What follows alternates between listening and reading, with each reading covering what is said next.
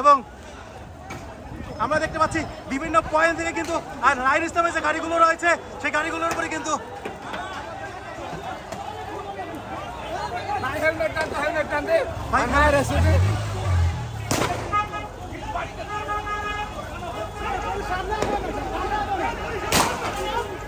আমরা দেখতে পাচ্ছি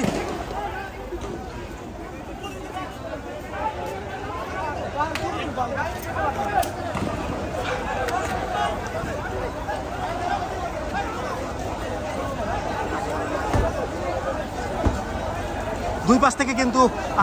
হামলা করছে, অর্থাৎ ছাত্রলীগ আওয়ামী লীগের পক্ষ থেকে কিন্তু দুই পাশ থেকে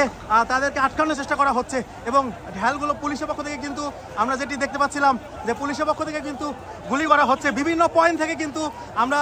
দেখতে পাচ্ছিলাম বিভিন্ন পয়েন্ট থেকে কিন্তু এই যে